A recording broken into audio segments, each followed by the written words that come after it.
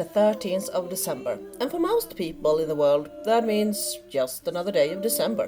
But for Swedes, this means Lucia Day.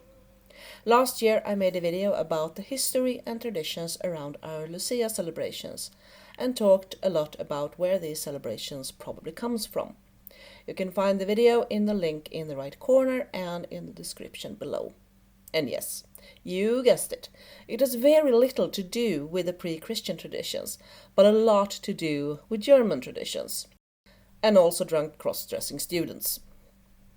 But what is a totally must-have during Christmas time, and especially during the Lucia celebrations, are these delicious golden yellow saffron buns.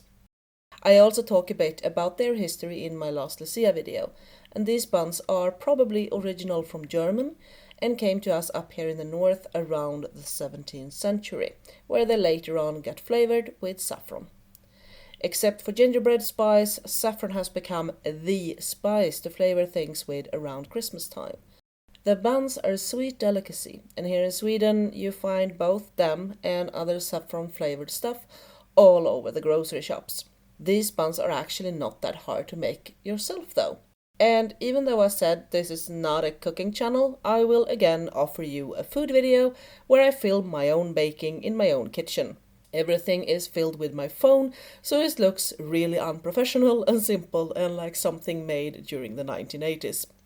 I am not an experienced pro chef, I'm just a happy home baker with very limited possibilities for filming in my kitchen. But the importance here is to have fun and create tasty things. Remember also to do this with the cat away from the kitchen. My trusty little helper like to be everywhere, but saffron and raisins doesn't go very well with cat hair, so he had to be pushed out of the kitchen. Because of that, I am doing a voiceover, so you don't have to listen to him singing the songs of his people. Okay, so with that said, let's start. You will need 2 bags of saffron. It's 0.5 gram per each bag. 1 teaspoon of rum or vodka. 50 gram of fresh yeast, or if it's dry, 1 bag of 25 gram. 150 gram of butter, or milk-free option if you are allergic to milk. 2 deciliter sugar, 5 deciliter of milk, 250 grams of quark.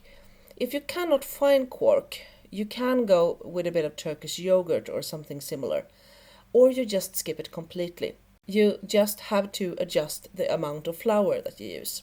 A half teaspoon of salt, 1 egg, and about 16 deciliter of wheat flour. That corresponds to around 960 grams.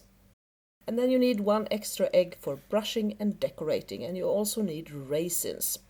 And you soak those raisins in water or a bit of rum.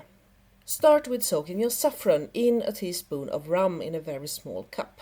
Yes, this rum is not here for drinking.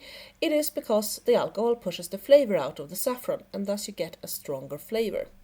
I use egg cups for this. I also use pre-grind saffron that comes in these little bags. As I said, saffron is sold everywhere during Christmas, and with this I do not have to grind it up. I do have more expensive whole fibers of saffron, and if you use this kind, you grind it up with a bit of granulated sugar before soaking it in the booze. Put aside your little soaking saffron for now. Melt butter and mix it with a bit of milk so you get a good cozy temp for your yeast. Dry yeast takes a little higher temp and fresh yeast love body temp. Mix in the yeast, and then after the yeast have started to come alive, pour in the remaining milk, sugar, salt, quark and egg. And now also pour in the saffron and rum, and be sure to get all of it in the bowl. Whisk together and start whisking in part of the flour until you get a smooth batter. When the batter starts to become too thick for the whisk, change to a sturdy spoon or spatula and continue to work in the flour until you have a nice, smooth and not too dry dough. Be careful not to work in too much flour. Saffron tends to dry out your baking goods, and you will need as much moisture as possible without having a dough that you can't work with. So a little at a time until it starts to come off the edges of the bowl. Work the dough hard to work up the gluten properly, and then cover the bowl and let it rest for around 45 minutes to up to an hour until it has doubled in size.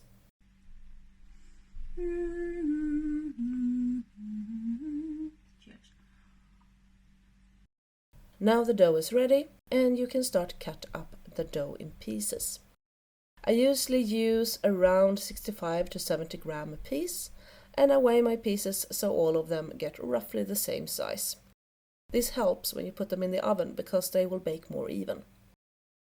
Shape them into the traditional shapes by rolling out each piece to a long snake, and then roll up the ends against each other.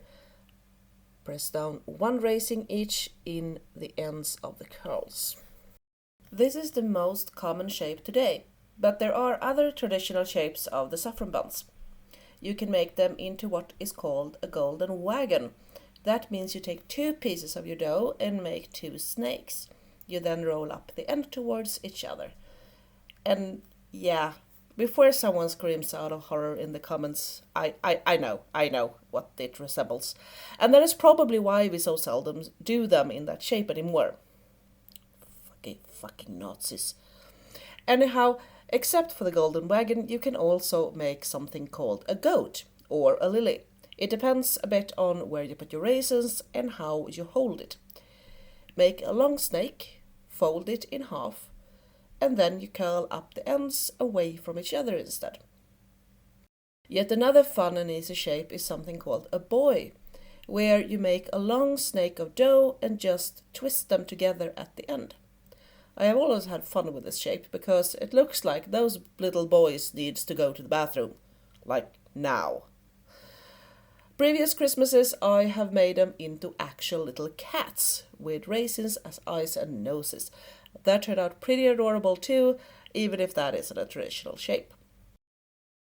The last piece of the dough I will turn into a wreath. And as I said, this type of dough easily gets a bit dry, so I like to roll it out and then I put grated almond paste or marzipan over it. I roll it up into a nice roll and then I carefully stretch it out.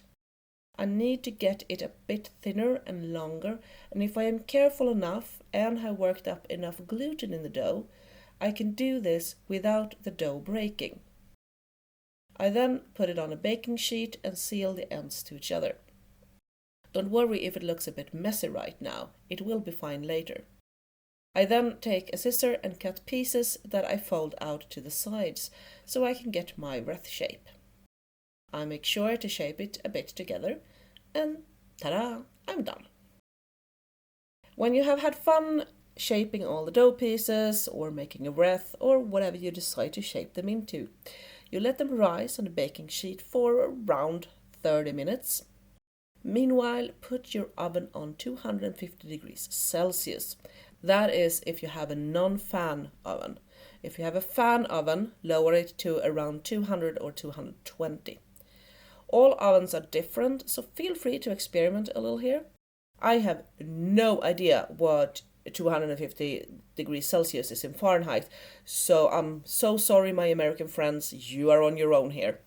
But put it on the same degrees as you should for small cinnamon buns. And when they are ready to go into the oven, brush them lightly with some whisked up egg, and then you bake them for 5 to 8 minutes. It depends a little on your oven. They should be golden on the top.